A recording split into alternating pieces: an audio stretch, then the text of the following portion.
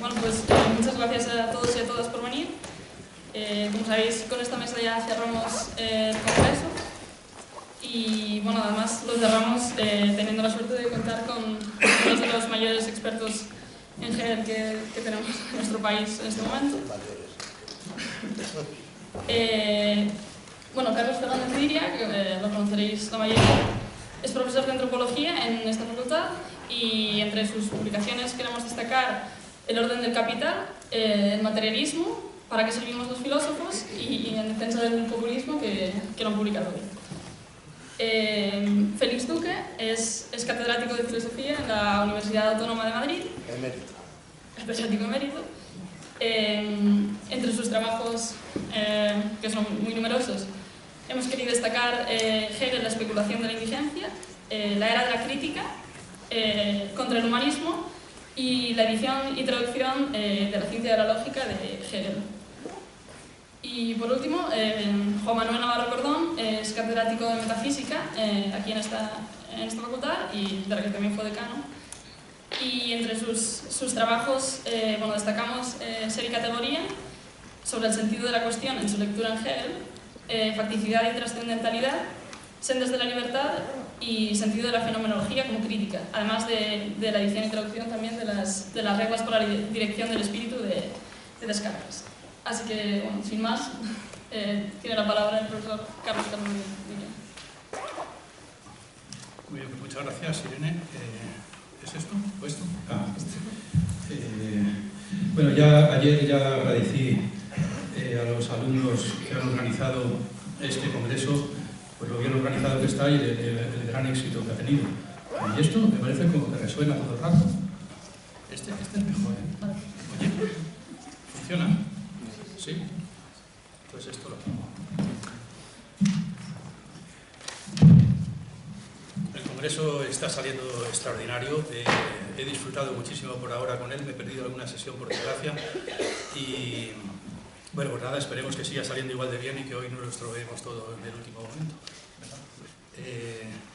Se me ha dicho que hablara de modernidad e historia, pero que lo hiciera en referencia a Hegel. ¿Está bien?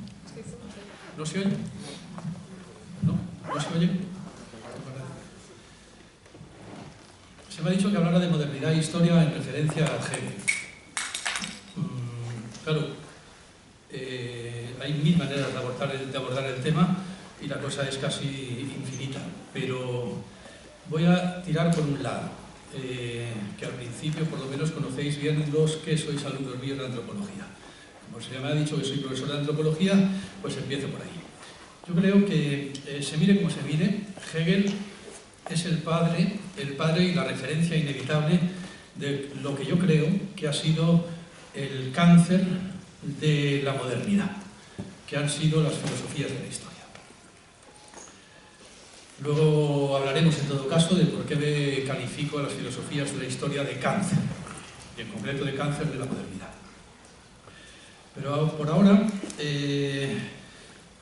me limito a constatar que el mayor disgusto que probablemente a lo largo del siglo XX recibieron las filosofías de la historia, pues vino de la mano de la antropología. Se puede decir que a causa de una constatación antropológicamente muy elemental, y es que sencillamente el hombre, pues mira por dónde resulta no ser un ser histórico. Es decir, algo así como que el ser humano en realidad no está hecho para la historia y que cuando el ser humano se encuentra navegando en algo así como la historia, pues se encuentra, digamos, algo así como un pez fuera del agua. Y de alguna manera se asfixia. Es una constatación, efectivamente, desde un punto de vista antropológico muy elemental, que Lévi-Strauss resumió en unas famosas palabras, bueno, innumerables veces diciendo eso, de que, bueno, yo no tengo nada contra la historia, no tengo nada contra los historiadores tampoco, mucho menos, al contrario, tengo muchos amigos historiadores, pero hay un pequeño problema, y es que los indígenas que yo estudio sí que tienen algo contra la historia. ¿Qué le vamos a hacer? son los seres humanos que yo estudio los que sí que tienen algo contra la historia, porque ellos no se quieren en un tiempo histórico, no se piensan en un tiempo histórico, se piensan en un tiempo cíclico, en un tiempo de repetición continua, en un tiempo de alternancia regular entre las estaciones, entre el día y la noche, en el tiempo de la cosecha, de la siembra, etcétera, etcétera, etcétera. Y en realidad la historia es una cosa que acontece enteramente a sus espaldas. Es una constatación también antropológicamente muy elemental, que el antropólogo tiene delante suyo millares y millares y millares de sociedades y que la verdad es que muy pocas de ellas han sido históricas. Por no decir que solamente ha habido una que haya sido histórica. Eso hay discusión posible, pero se puede decir que realmente el ser humano no, desde el punto de vista de la antropología, es perfectamente estable, viable, como un ser que no necesita de la historia para nada y que de alguna forma se puede decir que la historia es una cosa que no se la esperaba, Ya sabéis, todos lo sabemos, pero también los que han sido alumnos míos están hartos de escucharme esto, que Lévi-Strauss de alguna forma ancla el objeto de estudio de la antropología en un famoso texto de Rousseau, en el que Rousseau dice eso de que la historia debió de ser para el ser humano una especie de funesta casualidad. Porque la verdad es que todo hacía pensar que el ser humano estaba hecho para permanecer en una especie de sincronía neolítica y que la historia fue una cosa que le cayó encima como le podría haber caído encima una catástrofe natural. Bueno, es que el caso es que, hombre, Lévi-Strauss le da esto mucha importancia, porque lo que dice es que es en ese texto de Rousseau donde se funda precisamente el objeto de la antropología. Es como si decimos que la física se funda en el principio de inercia enunciado por Descartes y Galileo, ¿no? Está diciendo una cosa muy seria para la antropología.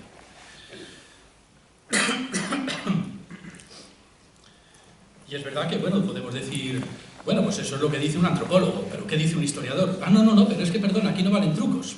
Aquí no valen trucos, porque es que son los antropólogos los que tienen que decir lo que es el ser humano, que para eso son antropólogos, que eso se lo han ganado a codazos, dando empujones en la comunidad científica, tal y como hay que hacer en la comunidad científica. No es tan fácil que en la comunidad científica te pongan delante, encima tuyo, en la puerta de tu departamento, un cartelito que pone antropología, es decir, usted es el que estudia al hombre. Ah, luego que estudie la historia. Ah, la historia estudiará otra cosa, la historia a lo mejor, pero el ser humano no, el ser humano lo estudian los antropólogos. Bueno, pero la historia es una cosa humana. Bueno, a lo mejor sí y a lo mejor no. Ese es todo el problema que voy a intentar plantear, ¿no? Hay un texto de Lévi-Strauss que también lo cito mucho en clase, que lo voy a recordar, luego ya anuncio en qué momento voy a dejar de repetir cosas que ya he dicho en clase, pero es que no se puede empezar siempre desde ningún sitio. Hay un texto que siempre cito, que es un texto de Lévi-Strauss en que nos dice, contemplando las muchedumbres de la India, nos dice, uno se sorprende de lo poco que hace falta para que el hombre arraigue en el cosmos. Muy poca cosa, muy poco espacio. En definitiva, dice en ese texto, una cuchara de garbanzos, una estera, un hombre y una mujer y un tío materno. Porque si no está el tío materno, entonces es que son hermanos y entonces son simios. Pero, bueno, digamos que está prohibido el incesto y que hay un tío materno. Metes un hombre, una mujer y un tío materno en una alfombra y tienes ya todo lo que necesita Gran Hermano para vender programas. Toda una cultura tribal. Toda una cultura tribal. Al día siguiente están rezando, seguro, no se sabe muy bien por qué, eso es un misterio antropológico, y el antropólogo ya tiene prácticamente todo lo que necesita para estudiar. Bueno, es lo que dice exactamente Lévi-Strauss en ese texto, es lo que dice. Claro, lo podemos comparar, efectivamente, ¿qué diría Hegel si le preguntas a Hegel?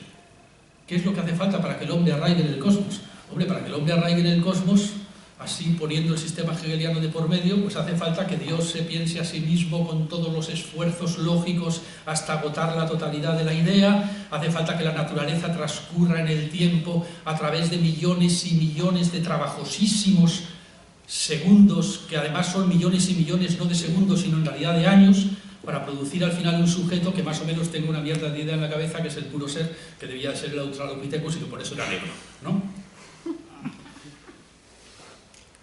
Después hace falta que ese Australopithecus, a través de todos los esfuerzos de la historia,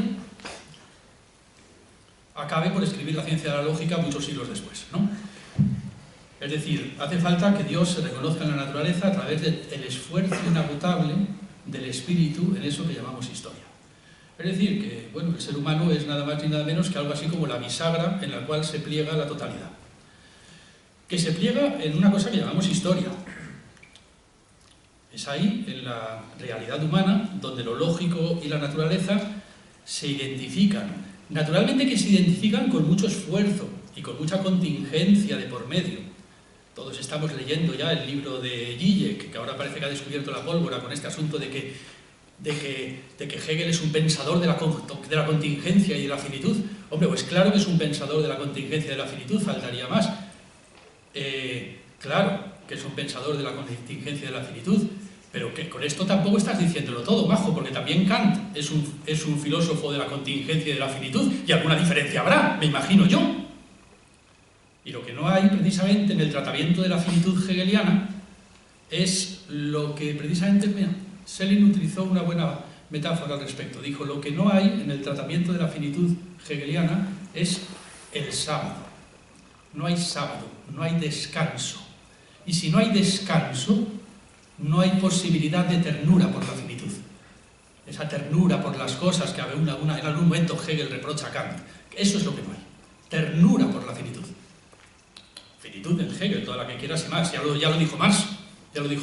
Comparado con la izquierda hegeliana, bueno, Hegel es el filósofo de la determinación. Hombre, claro que sí. Pero ¿dónde está la ternura por la determinación? Es decir, ¿dónde está el descanso? ¿Dónde está que Dios descanse para dejar a las cosas un poquito en paz? ¿No? Bueno, esto lo dice el último Schelling, vamos, el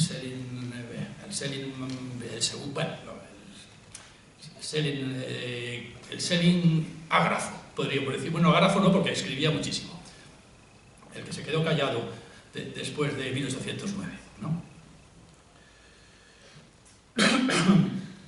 Vale, será como sea.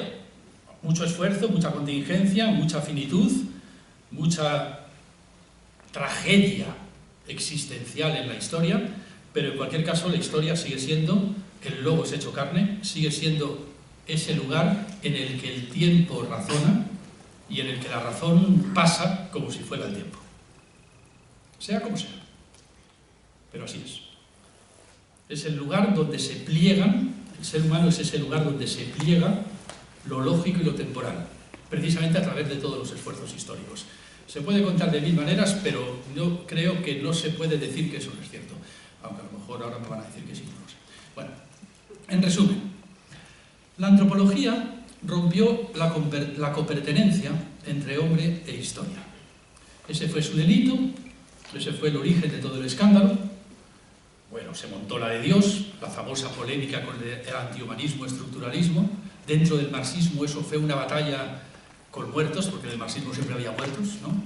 Con expulsados del Partido Comunista, con fusilamientos, bueno, yo no sé si fusilamientos había ya mucho por aquella época, pero en cualquier caso, bueno, hasta los discípulos de Sartre y de Althusser una vez se pegaron a la salida de clase. Por lo menos eso leí una vez en una bibliografía, ¿no? Lo que se pegaron, como si fueran dos bandas de pandilleros, ¿no? Hubo mucho ajetreo con esta historia. Ahora bien, yo diría que no se hace justicia.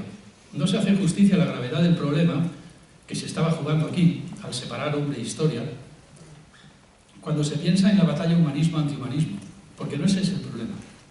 La gran cuestión es, y aquí se puede decir que es donde empiezo, donde empiezo lo que quiero decir. ¿Qué es lo que verdaderamente se estaba separando al separar hombre e historia? ¿Qué es lo que verdaderamente se estaba separando? Porque sobre esto se discutió muy aparatosamente y muy acaloradamente. Y se dijeron muchísimas pedanterías. Se empezó a hablar que si el hombre no existía, que si el hombre era un invento del siglo XIX, y como estaban todos los franceses de por medio, pues a ver quién era más pedante, ¿no? Y lo pagamos muy caro, y yo lo seguimos pagando muy caro. Porque lo que estaba en juego no era solo separar al hombre de la historia. Esto sería muy importante para los antropólogos, para que les dejaran un poco en paz los historiadores. Y también para los historiadores, que se libraban de los antropólogos, y eso estaba bien, porque cada uno tiene que hacer su trabajo y hacerlo bien.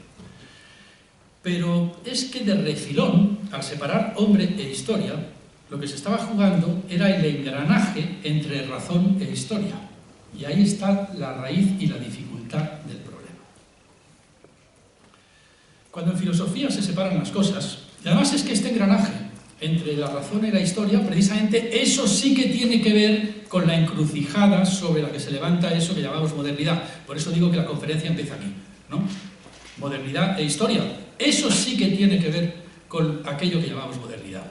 Cómo se engranan, se articulan razón e historia. En eso que llamamos modernidad. Cuando en filosofía se separan las cosas, como por ejemplo hombre e historia, pese a muchas evidencias, ¿no? Como por ejemplo que son los hombres los que hacen la historia, o que son los hombres los que sufren la historia, o que bueno, el campo extensional de la historia y el campo extensional de los hombres coinciden, bueno, sí. En realidad, cuando en filosofía se separan este tipo de cosas, lo malo es que los filósofos tenemos una particularidad que no tienen fuera de las facultades de filosofía, podríamos decir, pero bueno, para eso estamos, ¿no? O sea, precisamente para pensar este tipo de cosas. Es que lo malo es que no sabemos lo que significa historia y no sabemos lo que significa hombre. Eso es lo fundamental en filosofía, no saber lo que significan las cosas, porque si no ya está, es que viene Sócrates y te machaca, ¿no? Hay que comenzar por no saber, ¿no? Entonces no sabes muy bien qué estás diciendo cuando dices que has separado el hombre de la historia.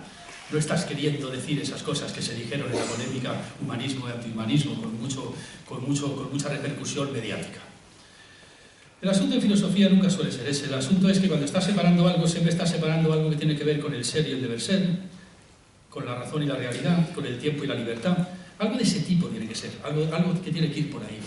He intentado hacer ver, en varias publicaciones mías, ¿no?, que en este caso, al separar hombre e historia, lo que estamos separando es, aunque no lo parezca en un primer vistazo, en realidad, en el fondo, lo que estamos separando es lo que llamamos progreso de lo que llamamos historia. Estamos separando el progreso de la historia. Claro, no estoy llamando progreso, por supuesto, a esa cosa que consiste en que tenemos móviles, ¿no?, sino a una cosa que tiene que ver con una cosa a la que Kant y algunos otros, como Condorcet y tal, llama, y Condorcet no tanto, además que no me gusta tanto, progreso, ¿no?, con lo que se llamó progreso en eso que se llamó el pensamiento de la Ilustración. Porque lo que hemos hecho, al separar hombre e historia, y por tanto, según digo, separar progreso e historia, ha sido cortar la posibilidad con unas tijeras, podríamos decir, de la mediación entre tiempo y libertad. O dicho bruscamente, no hay ningún tercero entre fenómeno y noúmeno. No hay ningún tercero. Una vez me dijo Félix Duque, de hecho, que yo había planteado un tenedor que solo tiene dos puntas.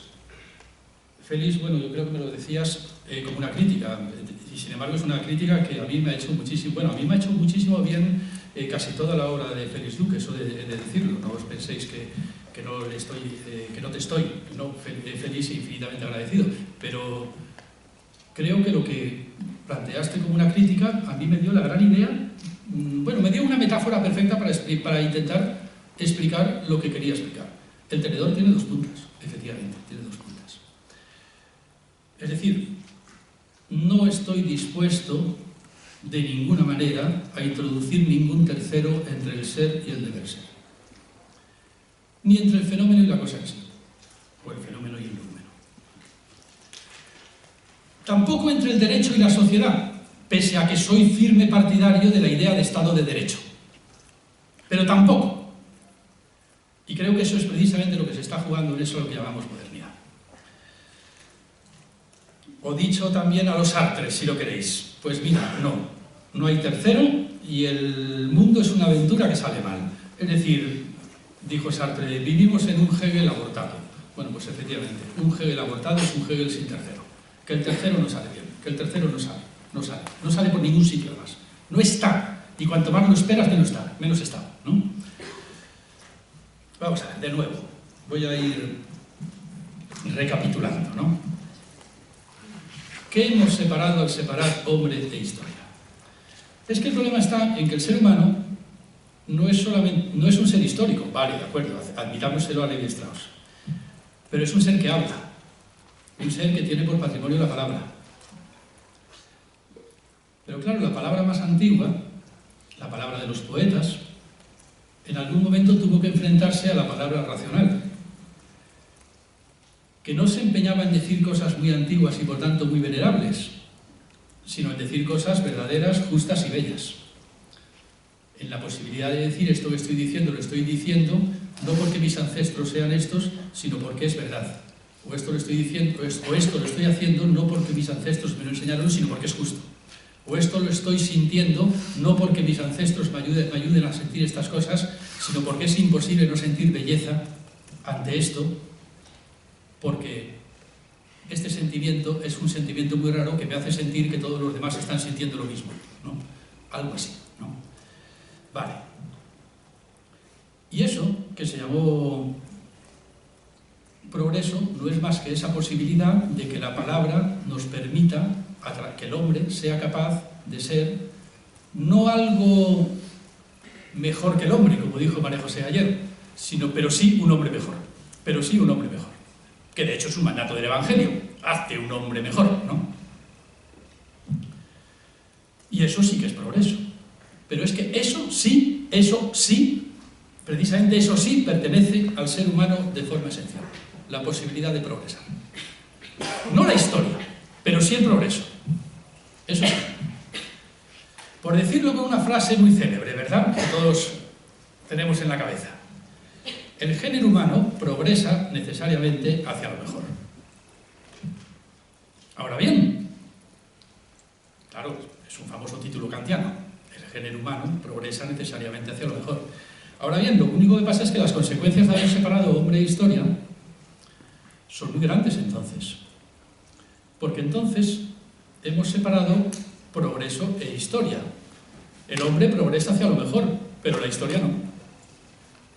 Hemos puesto sobre la mesa la posibilidad de que el hombre necesariamente progrese hacia lo mejor en un momento, en un escenario histórico en el que la historia no solamente no progrese hacia lo mejor, sino que destruya cualquier posibilidad de progreso humano. Incluso hasta el punto de que la historia puede acabar con el ser humano, como dijo David Levi-Strauss, por citar otra vez de nuevo al antropólogo, ¿no? El mundo empezó sin el hombre y terminará sin el hombre. La separación entre progreso e historia es muy difícil de captar, porque está amenazada por muchísimos espejismos, que son, a mi entender, muchísimos de los espejismos más nefastos políticamente del siglo XX, que por cierto hemos heredado en el siglo XXI, por supuesto. Esta separación entre progreso e historia está llena de espejismos. No hay más que ver desde el principio, no ya en el siglo XXI, no hay más que ver, pues hombre, no hay más que ver al principio ya del asunto, pues el follón que monta Kant, en sus ideas sobre la historia en clave cosmopolita, ¿no? La idea. ¿El qué? La idea. La idea, sí, perfecto. Sí. No, porque no puede ser varias, tiene que ser una. La idea de la historia en clave cosmopolita. Bueno, para mí monta un gran follón. O sea, porque, bueno, a mi entender se empeña en hacer algo que en Kant es imposible de hacer, que es reintroducir la teodicia en la historia. Es algo que el propio Kant hace imposible que se logre hacer. Aunque, bueno, por supuesto, Kant, bueno, pues vacila, o vacilaba, porque, claro, también había vacilado, a mi entender, claro, de forma inevitable, para su época era inevitable, a la hora de separar hombre e historia. Hombre, lo malo es que Hegel le toma la palabra, a pies juntillas, y convierte, como siempre, lo que en Kant era una vacilación en un sistema apoteósico. Y acaba hablando de que la historia es nada más ni nada menos que la verdadera teodicia, ¿no? Bueno, vamos a ver, a Kant se le puede perdonar no haber leído a Levi-Strauss. Pero por lo menos Kant vacila, porque sabe muy bien que la cosa no le termina de encajar. Pero lo que no sé es si a Hegel se le puede perdonar no haber leído a Marx. Hombre, ya sé que cronológicamente sí, pero no estoy tan seguro de que a Hegel, con lo listo que era, se le pueda perdonar no haber leído a Marx, es decir, no haber construido a Marx él mismo, o algo así, ¿no? Porque en Hegel no hay vacilación alguna. Lo que hay es más bien una tercera punta del tenedor, el espíritu objetivo, ¿no? Y claro, lo que pasa es que sería magnífico que Hegel tuviera razón, y además sería mucho mejor para todos nosotros. Y lo malo es que que no la quiero. Lo malo es que el mundo no se ha comportado precisamente dando la razón a Hegel. Es que aquí no hay más que decir una cuestión de hecho, sino que le ha dado la razón a Marx. Ocurre algo así como que, por mucho que intentes poner la tercera punta del tenedor, el otro día estaba en una conferencia y Santiago Alba citaba una cosa que para él había sido una aparición, decía. Yo no he empezado ahí a las 5, he empezado a las 5:15, vale, perfecto, genial. Decía Santi, iba por Galicia después de dar una conferencia en un pueblo y de pronto me encontré con una vieja que llevaba una vaca, toda vestida de negro por un camino todo lleno de barro. Y dije, joder, el ser humano. O sea, y de pronto pensé, coño, y todo lo que... Todas las decisiones de las que depende la vida de esta vieja resulta que están en un sitio que ni siquiera existe llamado Eurogrupo. Es decir, la relación que hay entre el lugar en el que vivimos y el lugar donde se decide lo que vivimos se ha alejado tanto, se ha separado tanto y se ha vuelto con el tiempo tanto más opaca, que ya casi es tan opaca como el granito, porque efectivamente el Eurogrupo es tan opaco como el granito, porque ni siquiera existe. Le dijeron a Varoufakis que no podía quejarse de que lo hubieran echado, porque no se le puede echar a una persona de un sitio que no existe, ¿no? Es decir, es algo así como decir, mira, la historia no nos ha traído precisamente esa ilustración que la ilustración no nos sabía traer. La historia no nos ha traído precisamente la luz que los ilustrados, ingenuos, abstractos, pensamiento abstracto, que creen que la razón no es más que deber ser frente a un ser. La historia no nos ha traído precisamente las luces que la ilustración no sabía traer. La historia no nos ha traído ha sido una opacidad como el granito. No nos ha traído precisamente mucho espíritu, lo que nos ha traído es mucho granito. Y mucha jeta de cemento también, por supuesto, que también acompaña el granito, ¿no? Bueno, voy a empezar a concluir, pero con algunas recapitulaciones. El verdadero campo de batalla de la modernidad es el de las relaciones entre progreso e historia, es lo que venía a decir. Y aquí hay dos posibilidades, que Hegel además resume perfectamente. Hay quienes piensan, nos dice Hegel, es un famoso texto, dice, hay quienes piensan que la razón es tan impotente que lo de ahí quienes piensan no lo dice Hegel, eso lo digo yo, ¿no? Que la razón es tan impotente que solo alcanza al ideal, a lo que debe ser, y que es algo que acontece quién sabe dónde fuera de la realidad, quién sabe si quizás en la cabeza de algunos hombres. Ese soy yo. Hay algunos que piensan que la razón es tan impotente que solo alcanza al ideal, a lo que debe ser, y que es algo que acontece, quién sabe dónde, fuera de la realidad, quizás, quién sabe si en la cabeza de algunos hombres. Lo dice Hegel con mucho desprecio. Y hay quienes piensan que la historia, a través de toda la inmensidad del océano de contingencia, es capaz de razonar, con un cerebro que no cabe en la cabeza de algunos hombres. Ni siquiera si esos hombres son tan inteligentes como Leibniz, y mucho menos si son 300 diputados con peluca en un congreso, ahí, haciendo el payaso, ¿no? La historia razona con un cerebro mucho más potente, incluso que el cerebro de Leibniz. Razona con el cerebro de la totalidad, la cual es en efecto la verdadera punta, la verdadera tercera punta del tenedor, la verdadera tercera punta del tenedor. Ahora bien, quizás en tiempos de Hegel se podía asistir con cierto gozo al terrible pero victorioso avanzar de la razón en la historia y creer que incluso en las derrotas había una ocasión para una Aufhebung a la que llamaríamos progreso. Pero es que ahora no asistimos más que a derrotas y llevamos ya demasiado tiempo asistiendo a derrotas.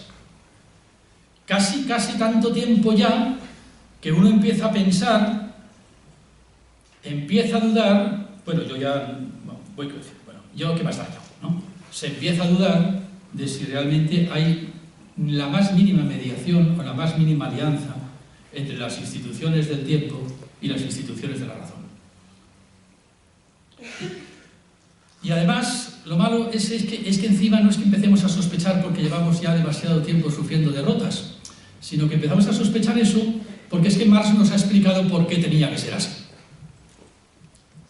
Porque es que últimamente tenemos tantos Hegeles de la contingencia y de la finitud, y tantos Hegeles que casi parecen materialistas, que es que ya no sé si realmente Marx tendría algo que reprochar a Hegel, ¿no? Pero es que Marx sigue siendo un pensador enfrentado a Hegel. Y bueno, y es que el problema es que, y no porque precisamente lo invierta ni nada, eso son tonterías, ¿no? Sino porque sencillamente explica cosas que Hegel no explica, y que además no se pueden explicar según el engranaje hegeliano, y ya está, ¿no? O sea, que eso es lo importante. Tampoco es que refute a Newton, lo único que pasa es que bueno, el problema, y que Newton refute a Hegel, se entiende es que Newton explica cosas que Hegel no puede explicar, y eso sí que es un golpe bajo, un verdadero golpe bajo, ¿no? Pero ¿qué quiero decir? Que más bien ocurre todo lo contrario de lo que podríamos haber esperado tirando del hilo de la tercera punta del tenedor, es decir, del espíritu objetivo. Lo que tenemos es más bien que mientras los parlamentos agonizan, el cerebro de la totalidad, el cerebro de un mercado global, se institucionaliza, y se institucionaliza, sí, por su cuenta, en oligopolios tan opacos como el granito, lo repito de nuevo, ¿no? Nada espirituales. Y este ha sido el destino del espíritu objetivo. Yo lo siento mucho, pero es que podría haber sido otro, pero es que no lo ha sido. Y además lo malo es que Marx te explica por qué no lo podía ser. Pero lo de Marx sería ya otra cuestión. Bueno, yo creo que aquí está el verdadero quid de la cuestión. El verdadero quid de la cuestión. Porque yo he comenzado preguntando, ¿qué es lo que hemos separado al separar hombre e historia? Bueno, pues ahora podría hacer una nueva formulación. Lo que realmente hemos separado al separar hombre e historia es la posibilidad de distinguir los fracasos de las victorias de la razón. Eso es lo que realmente hemos separado. Los fracasos de las victorias de la razón. Es decir, lo que verdaderamente hemos separado al separar hombre e historia no ha sido nada, no ha sido ninguna especie de aparatoso antihumanismo, como se pensó en los años 70 en algunas discusiones muy pedantes. Lo que verdaderamente hemos separado al separar hombre e historia es la posibilidad de saber cuándo estamos retrocediendo en derecho y cuándo estamos avanzando en derecho. Y de constatar que de un tiempo a esta parte, podríamos decir, todo han sido retrocesos. Y que en el futuro, no se anuncia una realización del hombre en su ser histórico, sino más bien una destrucción histórica del ser humano, que es una cosa muy distinta. Una destrucción histórica del ser humano no es lo mismo que una realización histórica del ser humano. Por cierto, que esta crítica a Hegel, yo diría que está desde el principio, yo diría que se inicia desde el principio, bueno, yo me gustaría anclarlo en 1809 en el Tratado sobre la esencia de la libertad humana, ¿cómo se llama? El Tratado de Hegel, de Schelling, el Tratado sobre la esencia de la libertad humana, ¿verdad?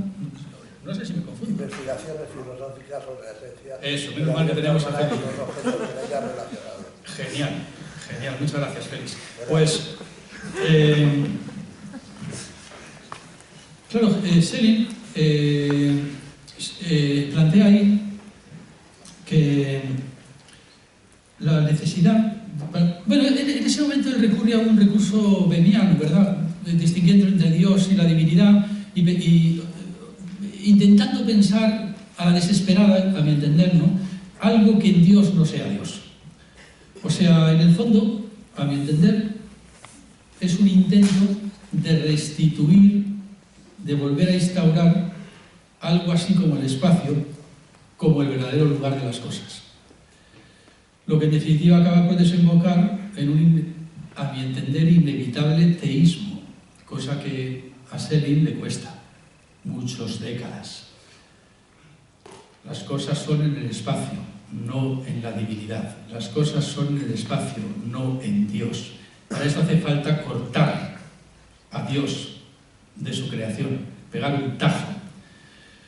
Yo creo que eso explica, en cierta forma, la tortuosa pseudo-conversión al catolicismo de Schelling, al que Heine llamó el gran desertor del gran panteísmo alemán, ¿no? El el gran desertor del gran panteísmo alemán, ¿no? O dicho de otra manera, mucho tiempo después, pero para mí es lo mismo, porque este esfuerzo que hace Schelling por enfrentarse a la no distinción entre victorias y derrotas de la razón, lo tiene que hacer el marxismo muchísimo tiempo después de la mano de Althusser, cuando Althusser intenta restituir la posibilidad de que haya sobredeterminación en la historia. Y creo que tenía razón Althusser, que sobredeterminación es precisamente lo que no hay en Hegel. Porque de alguna forma lo impide la definición misma de espíritu, como algo precisamente con respecto a lo cual no hay nada que sea absolutamente otro. Es lo contrario precisamente del concepto escolástico de materia como partes extrapartes. Para que haya partes extrapartes, para que haya sobredeterminación tiene que haber partes extrapartes. Y que la contradicción sea sobredeterminada. Bueno, este es el rollo que se tiró Althusser para intentar separar a Marx de Hegel, porque eso era necesario también para las filosofías de la historia marxistas, separar a Marx de Hegel.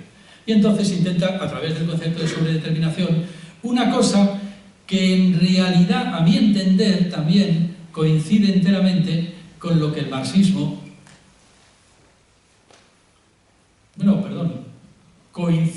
hace coincidir al marxismo.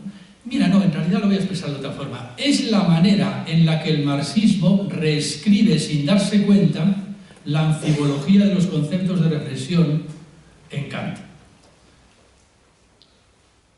Es lo mismo, logra el mismo resultado. Es decir, cargarse a Wolff.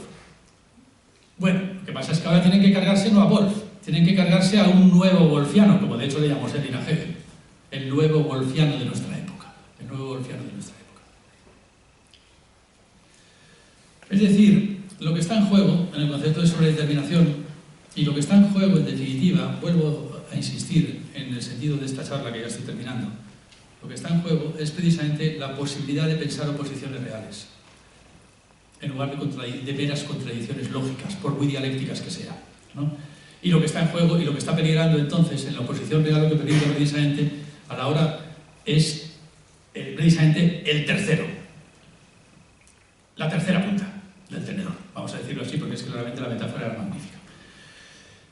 Y sobre todo, para el tema que nos ocupa, para el tema tal y como lo he planteado, lo que estaba en juego era la posibilidad de pensar la oposición entre bien y mal como una oposición real, que es exactamente lo que tanto le preocupa a Schelling a partir de 1809.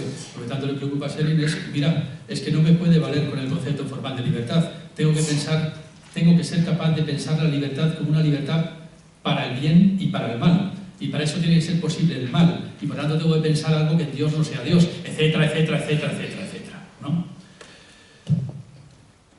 Nosotros no sé si queremos pensar en el bien y el mal, pero yo sí me interesa muchísimo saber lo que son fracasos del derecho y lo que son victorias del derecho. Y me gustaría que no se confundieran. Y dices, no, bueno, pero es que Hegel no las confunde. Hombre, claro que Hegel no las confunde. Si Hegel es el filósofo de lo determinado y de la finitud, y Hegel es el filósofo de la máxima precisión. Claro que no las confunde, pero hace una operación que de todas formas te deja un poco insatisfecho. Y para que no sea yo solamente el que se queda insatisfecho, voy a terminar leyendo un texto de Hannah Arendt, a ver si así por lo menos le echan un poco las culpas a Hannah Arendt y no tanto a mí. Cuando le preguntan a Hannah Arendt por Marx, para Hannah Arendt claramente Marx no es más que un asqueroso hegeliano. Hannah Arendt no ha leído a Althusser y, bueno, no es althuseriana, desde luego, yo qué sé, bueno, no sé, me da igual, no sé, o tiene toda la razón, la mayor parte de los marxistas son hegelianos y punto, ¿no? Es muy gracioso como contesta Hannah Arendt, este texto lo he leído muchas veces en clase. Dice Hannah Arendt, ¿qué opina? Le preguntan a Hannah Arendt, además es un entrevistador marxista, que le pregunta, bueno, ya está bien, nunca hay manera de encasillarla a usted en ningún sitio políticamente. ¿Qué piensa usted de Marx? Dice, no comparto el gran entusiasmo de Marx por el capitalismo. Buena frase, ¿verdad? No comparto el gran entusiasmo de Marx hacia el capitalismo. En las primeras páginas del Manifiesto Comunista podemos encontrar el mayor elogio del capitalismo que jamás hayamos leído. Y esto en un momento en que ya el capitalismo estaba siendo duramente atacado, especialmente por parte de la denominada derecha. Los conservadores fueron los primeros en sacar a colación tales críticas, que más tarde fueron asumidas por la izquierda y también naturalmente por Marx. Por supuesto, la crueldad del capitalismo en los siglos XVII, XVIII y XIX era arrolladora. Y hay que tenerlo presente Y esto hay que tenerlo presente al leer el gran elogio del capitalismo que hace Marx al principio del Manifiesto Comunista. Estaba rodeado por las más horribles consecuencias de ese sistema y a pesar de ello pensó que era una gran cosa. ¿Por qué? Era también hegeliano y naturalmente creía en el poder de lo negativo. Pues bien, yo no creo en el poder de lo negativo. De la negación se constituye la terrible desgracia de otra gente. Usted, le dice al entrevistador, a través de esos métodos fantasiosos, usted ha eliminado la distinción y al mismo tiempo ha hecho aquel truco hegeliano en que un concepto en sí mismo empieza a desarrollarse a través de su propia negación. Pues bien, no se da así. No se da así. Me gusta la frase, no se da así, lo he dicho antes. No es una cuestión de que Hegel no tenga mucha razón, es que el problema es que la razón, la realidad, no se la da. Ese es su único problema. Es lo mismo que le pasa a Dios. No sé, si Dios es muy buena idea. El único problema es que no existe. O sea, quiero decir, no es un problema mío no creer en Dios, es un problema de Dios, que es que no existe. Bueno, pues es que aquí pasa lo mismo. Hegel es muy buena idea. Lo que pasa es que la realidad no le da la razón, sencillamente.